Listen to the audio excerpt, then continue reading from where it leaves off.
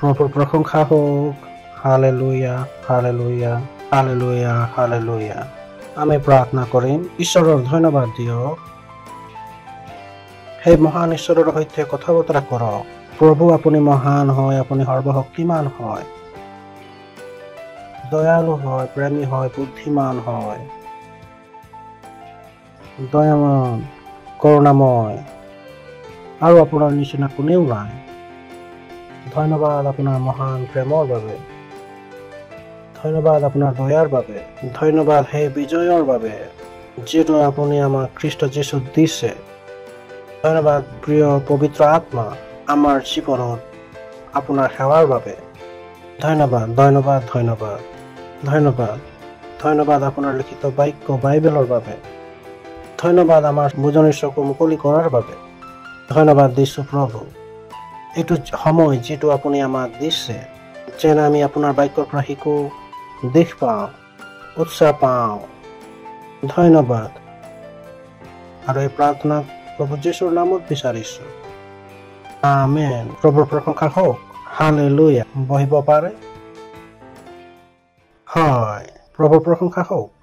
ওচৰত থকা জনক আদৰণি জনাব পাৰে, ক'ব পাৰে আপোনাক আদৰণি জনাইছোঁ, আজিৰ দিনা আদৰণি জনাইছোঁ, আদৰণি জনাইছোঁ। প্ৰভুৰ প্ৰশংসা হওক। Hallelujah, hallelujah.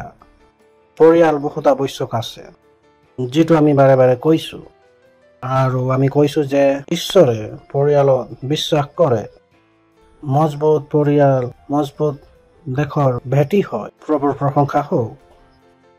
কেতিয়াও নাভাবিব যে আপুনি পৰিয়ালত নিৱেশ নকৰিব আৰু আপুনি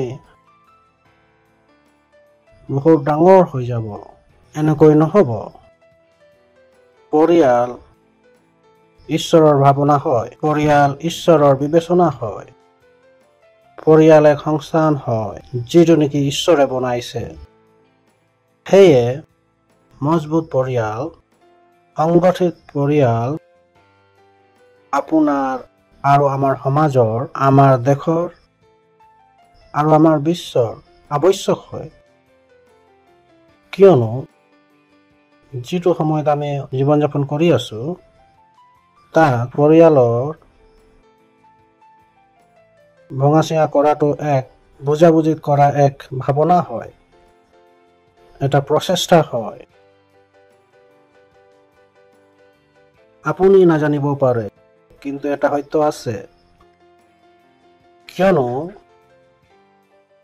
শয়তানে জানে যে, আৰু যি শয়তানৰ সৈতে কাৰ্য কৰে তেওঁবিলাকে জানে, যেতিয়ালৈকে নেকি তেওঁ পৰিয়ালবিলাকক নাশ কৰি দিব নোৱাৰে, তেতিয়ালৈকে তেওঁ সমাজখনক, দেশখনক নাশ কৰিব নোৱাৰে। ঠিক সেইদৰে বহুতো কথাবিলাক যি নেকি আপোনাক ভাল লাগিব পাৰে, সেইবিলাক আপুনি নাজানিব পাৰে যে সেই সকলোবিলাকক পৰিয়ালবিলাকক ভাঙিবৰ কাৰণে বনোৱা হৈছে। উদাহৰণস্বৰূপে, আমোদজনক উদাহৰণ, মই নাজানো যে কিমানে এইবিলাকক জানে। এক আমোদজনক উদাহৰণ, যিদৰে কোৱা হ'ল যে পৰিয়াল একেলগে ছুটি মানিব, তেতিয়া পৰিয়াল মজবুত হ'ব। নহয়, বাইবেল এইটো নকয়। বাইবেল এইটো নকয় যে যিটো পৰিয়াল একেলগে ছুটি মনাই সেই পৰিয়ালটো মজবুত থাকিব। যিদৰে ধৰি লওক যে দেওবাৰৰ দিন হয়, দেওবাৰৰ দিনাটো পৰিয়ালৰ দিন হয়, তেনেহলে বাকী 6 দিন কাৰ আছিলে? এতিয়া আপুনি ক'লে যে দেওবাৰ দিনটো পৰিয়ালৰ হয়, তেনেহলে বাকী 6 দিন কিহৰ আছিলে? সেইদৰে আপোনাক লাগিব পাৰে যে আপুনি বহুত ভাল কথা কৈছে, দেওবাৰটো পৰিয়ালৰ দিন হয়। আপুনি ইতিমধ্যে কৈ দিলে বাকী 6 দিন পৰিয়ালৰ নাছিলে। বাকী 6 দিন কাৰ আছিলে? বাকী 6 দিন কাৰ বাবে? কিয়নো পৰিয়ালক একলগ হ'বৰ কাৰণে কোনো ছুটিৰ দিনৰ আৱশ্যক নাই। পৰিয়ালক একেলগে আগবাঢ়ি চলিবৰ কাৰণে সকলো নিয়ম মানি চলাটো আৱশ্যক আছে। প্ৰভুৰ প্ৰশংসা হওক। হালেলুয়া। 3 ধৰণৰ পৰিয়াল আছে। আহক আমি পঢ়ি লওঁ। 3টা ধৰণৰ পৰিয়াল। এটা আছে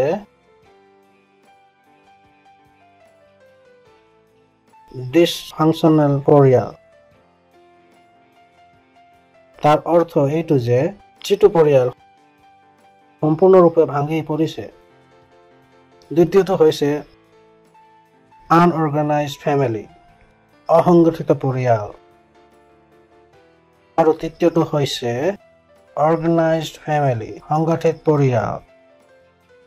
আকৌ এবাৰ কৈ দিছো, তিনিটা ধৰণৰ পৰিয়াল।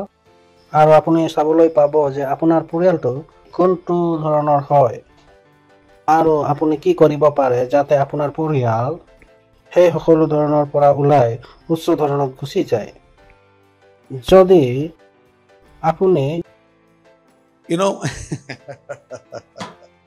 খ্ৰীষ্ট চাৰ্কলত ইমান শব্দ কিছুমান আছে যি নেকি ব্যৱহাৰ হৈছে যে সেই ভাষাৰ পৰা ওলাবৰ কাৰণে বহুত কঠিন হৈ পৰে,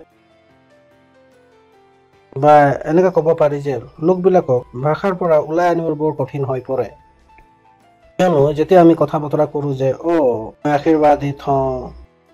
মই আশীৰ্বাদিত হওঁ, ঈশ্বৰে মোক আশীৰ্বাদ দিছে, এইটো এনেধৰণৰ ভাষা হয় যিটো নেকি ঠিক আছে। কিমান লোকে সৰু আছিলে, কিমানৰ সৈতে খিলনাবিলাক আছিলে, কাৰ কিমানৰ সৈতে আছিলে, কিমানৰ বিচাৰিছিলে যে কাৰ যি সৰু সময়ত আছিলে তাতে বহি স্কুলত যাম, কিমানে বিচাৰিছিলে যে যিটো কাৰ তেওঁলোকৰ সৈতে আছিলে সেইটোৱে সদায় থাকক, যে আচলি কাৰটো কেতিয়াও নাহক। এনেকুৱা আছিলে নেকি? কিন্তু আপুনি গম পাই গৈছিলে, জানি গৈছিলে যে আপোনাৰ সৈতে যি কাৰ আছিলে সেইটো আচল নাছিলে। আপোনাৰ কি লাগিছিলে? আচলটো লাগিছিলে। কিমান ইয়াত আছে? আচলিটো লাগিছিলে নে নকলিৰ সৈতে গুচি গৈছিলে? ঠিক সেইদৰে যিটো ভাষা, যি ভাষাৰ আমি যদি ধ্যান নিদিওঁ, ভাষাটো যদি সলনি নকৰে গোটেই জীৱন জুৰি সেই নকলি কাৰোৰ সৈতে থাকিম। যিধৰণে তেওঁ ঈশ্বৰৰ ভাষা ক'লে যে ঈশ্বৰে মোক আশীৰ্বাদ কৰিলে, ঈশ্বৰে মোক সুস্থতা দিলে, ঈশ্বৰে মোক সমস্যাৰ পৰা বাহিৰ উলিয়ালে, এইবিলাক শিশুবিলাকৰ খেলিবলগীয়া খিলনাবিলাক হয়। এইবিলাক শিশুবিলাকৰ খেলিবলগীয়া খিলনা হয়।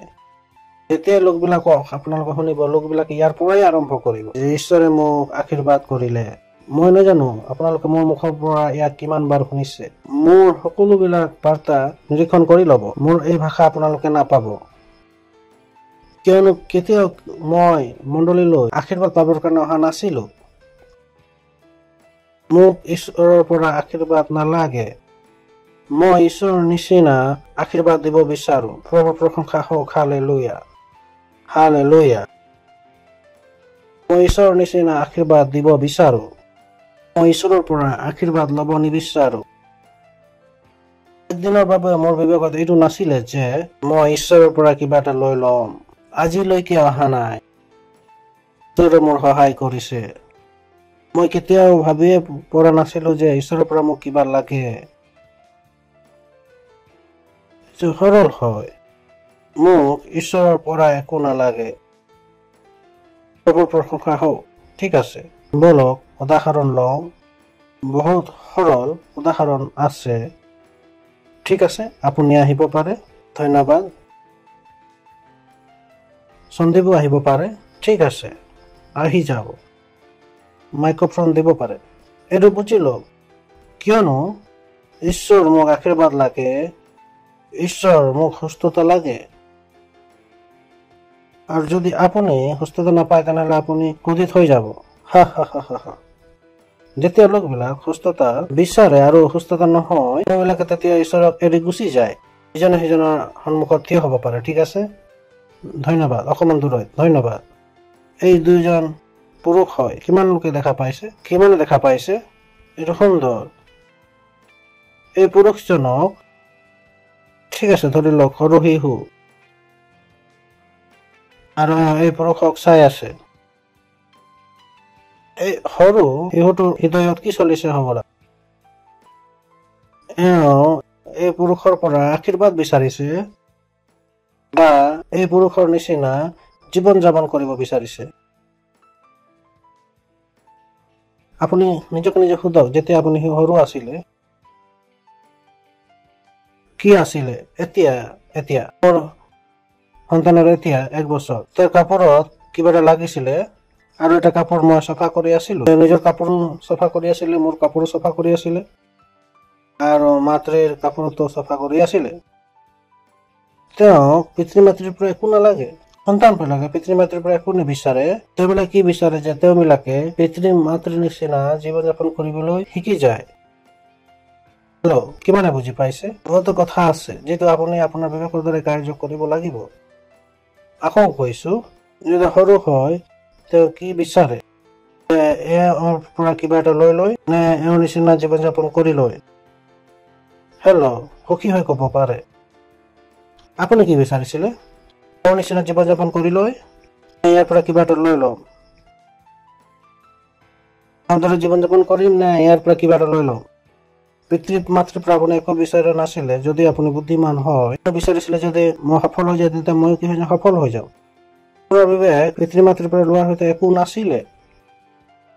সন্তানবিলাক যিবিলাকৰ নেকি পিতৃ মাতৃৰ পৰা কিছু লবলৈ আছে, সেইটো আমি জানো যে অলপ দিনৰ পাছত তেওঁবিলাকে দৰিদ্ৰতাত হ'ব। প্ৰভুৰ প্ৰশংসা হওক। কিমানে জানে? হয়তো হয় নে নহয়? যিবিলাকে নেকি পিতৃ মাতৃৰ ঘৰ বেছি ভাবিছিলে যে জীৱনটো চলি যাব, তেওঁবিলাকে পথত আছে। 5 বছৰ পিছত হ'ব, 10 বছৰ পিছত হ'ব, কিয়নো ইতিমধ্যে তেওঁবিলাকৰ যিটো ভাৱনা আছে ভুল দিশত আছে। তেওঁলোকে নিজৰ পিতৃ মাতৃৰ পৰা কিবা এটা ল'বলৈ ভাবিছে, তেওঁলোকে নিজৰ পিতৃ মাতৃৰ দৰে হ'বলৈ চেষ্টা কৰিবলৈ ভাবা নাই। যদি মোৰ পিতৃ মাতৃ ইমান পইচা উপাৰ্জন কৰি লৈছে, তেনেহ'লে মই তাতো উপাৰ্জন কৰিব পাৰো। সত্য হয় নে নহয়? সন্তানবিলাক কি ভাবে? মই পিতৃ মাতৃৰ পৰা কিবা লৈ ল'ম, পিতৃ মাতৃৰ নিচিনা হৈ যাম। নিজে সোধক, আপুনি পিতৃ মাতৃৰ নিচিনা জীৱন অতিবাহিত কৰিব বিচাৰে?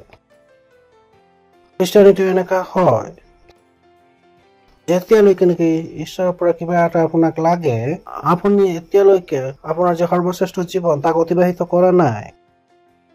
আপুনি আপোনাৰ সৰ্বশ্ৰেষ্ঠ জীৱন সেই তেতিয়া অতিবাহিত কৰিব তেনেকে আপোনাক ঈশ্বৰৰ পৰা একো নালাগে। আপুনি ঈশ্বৰৰ ধৰণে জীৱন যাপন কৰিব পাৰিব। প্ৰভুৰ প্ৰশংসা হওক।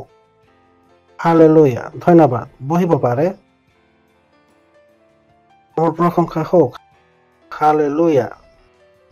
এতিয়া আমি এইটো এইকাৰণে কলো যে কবলৈ আছিলে যাক নেকি মই সলনি কৰিব বিচাৰিছিলো, আৰু মই বিচাৰিছিলো যে আপোনালোকে বুজি যাওক। আৰু মই কবলগীয়া আছিলে জগতৰ ভাষাৰ অনুসাৰে, যদি আপোনালোকক আশীৰ্বাদ লাগে, হয়, মই কেতিয়ালৈকে এই ভাষা কৈ থাকিম। আপোনালোকে জানে আৰু যদি আপুনি বিচাৰে যে আপুনি সেই আশীৰ্বাদ হ'ব, যিটো নেকি ঈশ্বৰে আপোনাক বনাইছে, আপোনাক এক সংগঠিত পৰিয়ালৰ আৱশ্যক হয়। হালেলুয়া। সংগঠিত পৰিয়াল, সংগঠিত পৰিয়াল, সংগঠিত পৰিয়াল। বৰ প্ৰশংসা হওক। কিয়নো ঈশ্বৰক আমি পিতৃ বুলি কওঁ আৰু তাত সম্বন্ধৰ কথা আহি গ'ল। খ্ৰীষ্টিয়ানিটি ঈশ্বৰৰ পৰা কিবা এটা পোৱাৰ বিষয় নহয়। খ্ৰীষ্টিয়ানিটি হৈছে ঈশ্বৰৰ সৈতে এটা সম্বন্ধৰ বিষয়। আপুনি গম পাই যায় যে ঈশ্বৰৰ সৈতে আপোনাৰ এটা সম্বন্ধ আছে। এইটো সেই ঈশ্বৰ নহয় যিটো নেকি কিবা এটা কাঢ়ি ল'বৰ কাৰণে পাবৰ বাবে চেষ্টা কৰি আছে আৰু তেওঁ নিদিলে। যেতিয়া আপুনি কয় যে মই নিজৰ ঈশ্বৰ সলনি কৰি বেলেগ এটা লৈ ল'ম, প্ৰভুৰ প্ৰশংসা হওক। জানি লওক যে লোকবিলাক নিৰাশ কিয় আছে। তেওঁবিলাক এই কাৰণে নিৰাশ আছে যে তেওঁবিলাকক যিটো লাগে সেইটো ঈশ্বৰৰ সৈতে আছে, যিটো তেওঁবিলাকক লাগে সেইটো যি নেকি ঈশ্বৰৰ পৰা বিচাৰিছে তেওঁলোকক দিয়া নাই। নিৰাশ হৈ থকাৰ চবতকৈ ডাঙৰ কাৰণ এইটোৱে হয়, কিয়নো এদিনাখন তেওঁবিলাকে গম পায় যে সকলোবিলাক ঈশ্বৰৰ সৈতে আছে। তেওঁবিলাকক এনেকুৱা লাগে যে ঈশ্বৰৰ সৈতে যদি আছে তেনেহলে মোৰ সৈতে কিয় নাই, লাগে যে ঈশ্বৰে একো দিয়া নাই। প্ৰভুৰ প্ৰশংসা হওক। হালেলুয়া। যে মই ঈশ্বৰৰ নিচিনা এক আশীৰ্বাদ প্ৰাপ্ত হওঁ। হয় হয় হয়, এইটো আপোনাক বিজয়ৰ মানসিকতা দিব। হালেলুয়া। কিন্তু যেতিয়ালৈকে আপুনি ভাবিছে যে ঈশ্বৰৰ পৰা মোক কিবা এটা লাগে, এইটোৱে আপোনাক এগৰাকী ভিক্ষাৰীৰ নিচিনা মানসিকতা দিব। ঈশ্বৰ মোক এইটো দি দিয়ক, ঈশ্বৰ মোক সেইটো দি দিয়ক। ঠিক আছে, ঈশ্বৰে এইটো নিবিচাৰে যে আপুনি তেওঁৰ ওচৰলৈ আহি বিচাৰক। ঈশ্বৰে বিচাৰে যিটো আপোনাক বনাইছে সেইদৰে জীৱন যাপন কৰিবৰ কাৰণে আৰম্ভ কৰি দিয়ক, কিয়নো তেওঁলৈ যি বনাইছে সেইটো ডাঙৰ আশীৰ্বাদ হয়। প্ৰভুৰ প্ৰশংসা হওক। হালেলুয়া। হালেলুয়া। হালেলুয়া। কিমানে আছে? যদি আপোনাৰ সন্তানে কলমেৰে লিখিব পৰা নাই, তেতিয়া আপুনি কি কৰিব? তেওঁ কলমেৰে সৈতে লিখিবৰ কাৰণে শিকাব বা তেওঁৰ কাৰণে প্ৰাৰ্থনা কৰিব, আৰু আপুনি কি কৰিব? যিটো লিখা আছে তেওঁ শিকাওক। যেতিয়া ঈশ্বৰে নেকি মন বনাই লৈছে যে আপুনি জীৱন ডাঙৰ অতিবাহিত কৰক, তাক এইটো জীৱন যাপন কৰিবৰ কাৰণে শিকাব লাগিব, যিটো জীৱন ইতিমধ্যে আপোনাক দি দিছে। যি জীৱন তেওঁ আপোনাক দি দিছে, সেয়ে খ্ৰীষ্টিয়ান চক্ৰত সোমাই নপৰিব। কিয়নো আপুনি আনক শুনি ল'ব কৈ যাব যে মুক্তিৰ যি বাৰ্তা আছে, তাৰ পৰা বাহিৰ কৰাৰ মিটিং আছে, তেওঁবিলাকৰ বিবেকত এইটো আছে যে তেওঁবিলাকৰ সমস্যাত আছে। কওক মই সমস্যাত নাই। কওক মই সমস্যাত নাই। কোনো মানসিকতা যি নেকি বাদ দিয়াৰ পৰা এনেকুৱা কথাৰ পৰা আমি এৰিব লাগিব।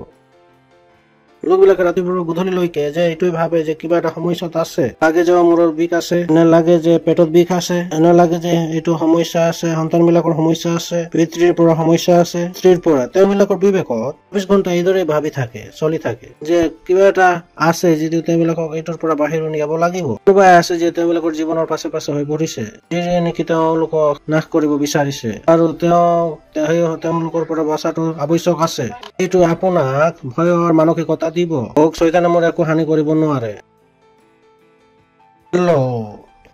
শয়তানৰ পৰা বাচিবৰ কাৰণে পাহৰি যাওক আপুনি বুলডোজাৰ হয়। কি হয়? যেতিয়া নেকি বুলডোজাৰ ৰাস্তাত চলে, কাৰ ভাবিবলগীয়া হয় যে বুলডোজাৰৰ পৰা বাচিব লাগিব। বুলডোজাৰে ভাবে যে এই কাৰৰ পৰা বাচিব লাগিব। মই সেইবিলাকতকৈ উচ্চ হওঁ, যিজন নেকি জগতত আছে। মহান জনাই মোত নিবাস কৰে।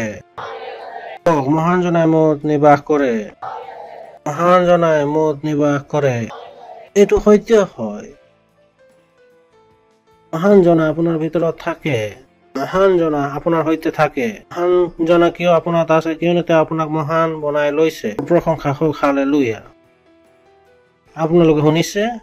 কৈছে হে সন্তান বিলাক, তোমালোক ঈশ্বৰৰ সন্তান হোৱা, তোমালোকে সকলো জয়ী হৈছা।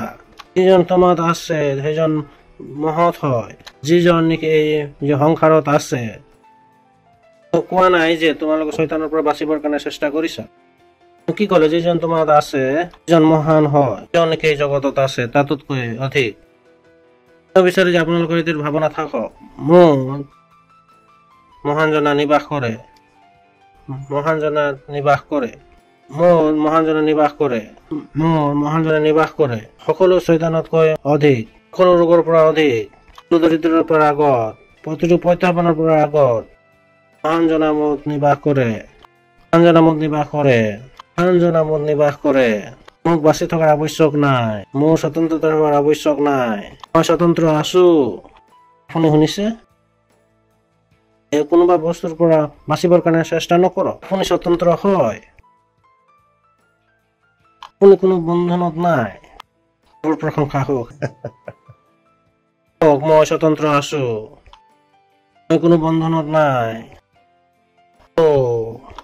জানো কিছুমান লোকে এনেকে কিয় ভাবিব নিবিচাৰে, যে তুমি ভাবে যে মই এতিয়া কি আৰু তাৰ পিছত ভাবিম। ৰাতিপুৱাৰ পৰা গধূলিলৈকে এইটো ভাবিছিলে, তেওঁৰ পৰা সমস্যা, তেওঁৰ পৰা সমস্যা, তাৰ পৰা সমস্যা, এইবিলাকে যে ভাবি আছিলে। কি ভাবিছিলে? যে চৰাই নিচিনা চৰাই উৰিব পাৰে নে নোৱাৰে? ইমানে জানে যে চৰাই উৰিব পাৰে। ভাবক যে এওঁবিলাকৰ বিবেকত এইটো ভৰাই দিয়ক, আৰু বন্ধা আছে।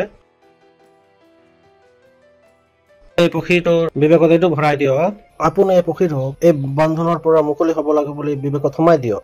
তেতিয়া তাৰ বিবেকটো বন্ধনত হব নে উৰাত হব?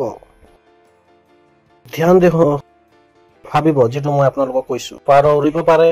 ধৰি লওক আপুনি সেই পাৰৰ বিবেক উলিয়াই দিলে, আৰু তাত কি সোমাই দিলে যে তুমি কিবা এটা বন্ধনত আছা, তুমি কিবা এটা সমস্যাত আছা। এতিয়া এই চৰাইটোৱে কি ভাবিব? উৰিবলৈ নে বান্ধনৰ পৰা ওলাবৰ কাৰণে? এইটোৱে হয়। তেতিয়ালৈকে আপোনাক লাগে যে আপুনি সমস্যাত আছে, তেতিয়ালৈকে আপুনি উৰিব নোৱাৰিব। আপুনি ডাঙৰ কাৰ্য কৰিব নোৱাৰিব। হালেলুয়া। আপুনি পাহৰি যাওক যে কিবা এটা বান্ধনত আছে। পাহৰি যাওক যে আপুনি কিবা এটা সমস্যাত আছে। আপোনাৰ সৈতে দেউকা আছে, উৰিবৰ কাৰণে আৰম্ভ কৰি দিয়ক। হালেলুয়া। শুনিছে? কওক মই উৰিবৰ কাৰণে স্বতন্ত্ৰ আছো। স্বতন্ত্ৰ হৈ জন্মিছো। প্ৰভুৰ প্ৰশংসা হওক। কওক মই স্বতন্ত্ৰ জন্মিছো। আপুনি পাহৰি যাওক যে আপোনাক শয়তানৰ হাতৰ পৰা এৰুৱা হৈছে। নহয় নহয়, শয়তানে আপোনাক স্পৰ্শ কৰিব নোৱাৰে। শয়তানক ভাবাৰ অবিহনে আপোনাৰ জীৱনক ভাবিবলৈ আৰম্ভ কৰি দিয়ক। শুনিছে? কিমানে বুজি পাইছে? কিছুমানে এইটো ভাবে যে শয়তানে কিবা এটা কৰিছে এইকাৰণে মই পাছত আছো। তেওঁ একো কৰা নাই, তেওঁ একো কৰিব নোৱাৰে। প্ৰভুৰ প্ৰশংসা হওক। আপোনাক উৰিবৰ কাৰণে বনোৱা হৈছে, আপুনি উৰক। Hallelujah, hallelujah. কওক যে মই বন্ধনত নাই, মই স্বতন্ত্ৰ আছো। হেল্ল', কওক মই দৰিদ্ৰতাৰ বান্ধনত নাই, মই ৰোগীৰ বান্ধনত নাই, মই শয়তানৰ বান্ধনত নাই, মই একোৱে বন্ধনত নাই। প্ৰভুৰ প্ৰশংসা হওক। সকলো বস্তু মিলি কাৰণে মংগল উৎপন্ন কৰিছে। প্ৰভুৰ প্ৰশংসা হওক। হালেলুয়া। নাভাবি যে সকলো লোক মিলি আপোনাৰ বিৰুদ্ধে ষড়যন্ত্ৰ কৰি আছে, এইটো ভুল ভাৱনা হয়। বেলেগ কৈছে যে সকলো বস্তু মিলি মোৰ কাৰণে মংগল উৎপন্ন কৰে। ভাৱনাৰ বিকাশ, ভাৱনাৰ বিকাশ। আপুনি মহানতাৰ কাৰণে নিজকে প্ৰস্তুত কৰিছেনে? প্ৰভুৰ প্ৰশংসা হওক। হালেলুয়া।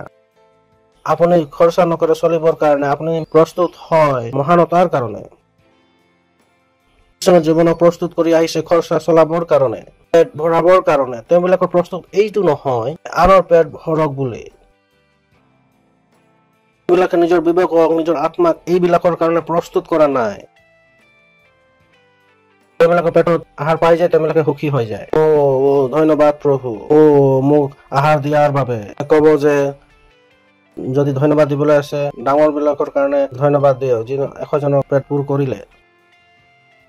আপোনাক লাগিব পাৰে যে প্ৰভুৱে আনন্দ কৰিছে। অলপ পিছত আপুনি জানিব যে কিমান সময়লৈকে এই ধন্যবাদ দি থাকিব। 100 জনৰ পেটক কেতিয়া পূৰ্ণ কৰিবা? আমাৰ এই ধন্যবাদ শুনি মোৰ কাণ পকি গৈছে। প্ৰভুৰ প্ৰশংসা হওক। আপোনাক উৰিবৰ কাৰণে বনোৱা হৈছে। প্ৰভুৰ প্ৰশংসা হওক। কওক মই উৰিবৰ কাৰণে বনোৱা হৈছো, জয়ী হবৰ কাৰণে বনোৱা হৈছে। কব যে 2টা ভৰি বতাহত নাই, তেনেহলে উৰিম কেনেকৈ? 2টা ভৰি বতাহত লৈ যাব লাগিব। প্ৰভুৰ প্ৰশংসা হওক। কওক মই কোনো ৰোগৰ বান্ধনত নাই। কওক মই কোনো ৰোগৰ বান্ধনত নাই। যদি ৰোগ দেখা পায় তেনেহলে জানে কি কৰিব লাগিব? ৰোগ তুমি তাত দেখা দিছা, কিন্তু তুমি তাত নাই। হালেলুয়া। ঠিক আছে, আপুনি ঘোষণা কৰিলে ৰোগ মই আদেশ দিছো মোৰ শৰীৰৰ পৰা যাবৰ কাৰণে। তাৰ পাছত যদি ৰোগ দেখা দিছে তেনে কব পাৰে যে ৰোগ তুমি তাত আছা কিন্তু দেখা পোৱা নাই আৰু বাস্তৱত মৰি গৈছা। এনেকৈ হবলৈ দিয়ক যে ৰোগে আপোনাৰ শৰীৰত তাৰ পৰিচয় হেৰুৱাই দিয়ে। কি হেৰুৱাই দিয়ে? পৰিচয় হেৰুৱাই দিয়ে। ৰোগে সেইটো পাহৰি যায় যে ৰোগ হয়। প্ৰভুৰ প্ৰশংসা হওক। Hallelujah, hallelujah. কওক মই বান্ধনত নাই। হেল্ল', কওক মই সমস্যাত নাই, মই খ্ৰীষ্টত আছো। কওক মই খ্ৰীষ্টত আছো। কওক মই খ্ৰীষ্টত আছো। আপোনালোক শুনিছে? আপোনালোকৰ মানসিকতা বহুত গুৰুত্বপূৰ্ণ হয়। প্ৰভুৰ প্ৰশংসা হওক। হালেলুয়া। শুনিছে?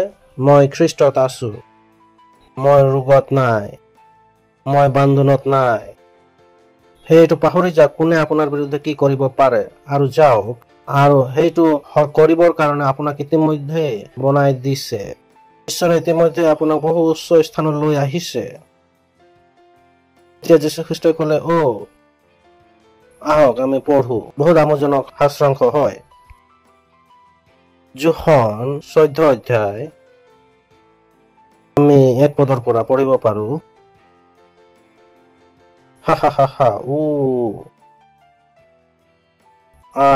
আপোনালোকে সুখী হোৱা নাই নেকি? তোমালোকৰ মন ব্যাকুল নহওক। প্ৰভুৰ প্ৰশংসা হওক। হালেলুয়া। যে কৈছে তোমালোকৰ মন ব্যাকুল নহওক, কোনো সমস্যা নহওক, চিন্তা নকৰক। তোমালোকে কোনো বান্ধনত নাই, কোনো সমস্যাত নাই। আপোনালোকে শুনিছে? কওক মই কোনো বান্ধনত নাই, মই কোনো সমস্যাত নাই। আৰু এই প্ৰতাৰণা খ্ৰীষ্ট লোকসকলৰ সৈতে অধিক হৈছে। যিবিলাক খ্ৰীষ্ট হয় তেওঁলোকক নালাগে যে তেওঁলোকে সমস্যাত আছে। যিদৰে তেওঁলোকে মণ্ডলীলৈ আহিবলৈ ধৰে তেতিয়া কোৱা হয় যে তোমালোকে সমস্যাত আছা। প্ৰথম দিনৰ পৰা তেওঁলোকে কি আছে যে সমস্যাৰ পৰা মই কেনেকৈ হাত সাৰিম, মই সমস্যাৰ পৰা কেনেকৈ বাহিৰ ওলাম, তেওঁ সেইটো জীৱন অতিবাহিত কৰিব নিবিচাৰে যিহেতু ইতিমধ্যে তেওঁলোকৰ সৈতে আছে, কিয়নো তেওঁলোকৰ ব্যৱহাৰৰ সৈতে তাক প্ৰতাৰণা কৰা হৈছে। প্ৰভুৰ প্ৰশংসা হওক। ওচৰত থকা জনক কওক যে তোমালোকৰ মন ব্যাকুল নহওক। সুখী হয় কওক তোমালোকৰ মন ব্যাকুল নহওক। নিজৰ মনত যেতিয়া ব্যাকুলতা আহে তেতিয়া নিজকে নিজে কথা কব, আইজাক তোমাৰ মন ব্যাকুল নহওক। প্ৰভুৰ প্ৰশংসা হওক। নিজকে নিজে কথা পাতক। কেতিয়াবা আপোনাৰ লাগে ভয় চিন্তা, আপুনি কব ভয় কৰাত বাধা আছে, চিন্তা কৰাত বাধা আছে, হা হা হা হা হা হা। ব্যাকুল হবৰ কাৰণে বাধা কৰি দিয়ক। প্ৰভুৰ প্ৰশংসা হওক। আপুনি মহান হয়। আপুনি সেইজন নহয় যি নেকি ঈশ্বৰৰ পৰা কিবা এটা পাবৰ কাৰণে চেষ্টা কৰি আছে। আপুনি সেইজন হয় যাৰ দ্বাৰা নেকি ঈশ্বৰে তেওঁৰ গৌৰৱ আৰু সামৰ্থ্যক দেখুৱাব বিচাৰিছে। প্ৰভুৰ প্ৰশংসা হওক। হালেলুয়া। আপুনি সেইজন হয় যাৰ দ্বাৰা ঈশ্বৰ জীৱন যাপন কৰিব বিচাৰিছে, তাৰ দ্বাৰা আপোনাৰ এটা ডাঙৰ কাম। আপুনি সেইজন হয়। আপুনি সেইজন নহয় যিজনক ঈশ্বৰে বচাব বিচাৰিছে। আপুনি সেইজন হয় যাৰ দ্বাৰা ঈশ্বৰে ডাঙৰ কাৰ্য কৰিব বিচাৰিছে। আপুনি সেইজন হয়। যেতিয়া তেওঁ আপোনাৰ কাৰণে ভাবে তেতিয়া তেওঁ আপোনাক বচাবৰ কাৰণে নাভাবে। যেতিয়া তেওঁ আপোনাৰ বিষয়ে ভাবে তেতিয়া আপোনাক আশীৰ্বাদ দিবৰ কাৰণে নাভাবে। যেতিয়া তেওঁ আপোনাৰ বিষয়ে ভাবে তেতিয়া আপোনাৰ যোগেদি আশীৰ্বাদ দিবৰ কাৰণে ভাবে। প্ৰভুৰ প্ৰশংসা হওক। হালেলুয়া। যেতিয়া আপোনাৰ বিষয়ে ভাবে তেতিয়া আপোনাৰ যোগেদি আনক বচাবৰ কাৰণে ভাবে। হালেলুয়া। মই আনবিলাকক বচাবৰ কাৰণে আছো। এতিয়া সেই লোকজন যিমানেই ডাঙৰ নহওক কিয়, যদি তেওঁ যীশু খ্ৰীষ্টক নাজানে, আপুনি তেওঁৰ কাৰণে আশীৰ্বাদিত হয়, যাতে তেওঁ আপোনাৰ কাৰণে আশীৰ্বাদ হয়।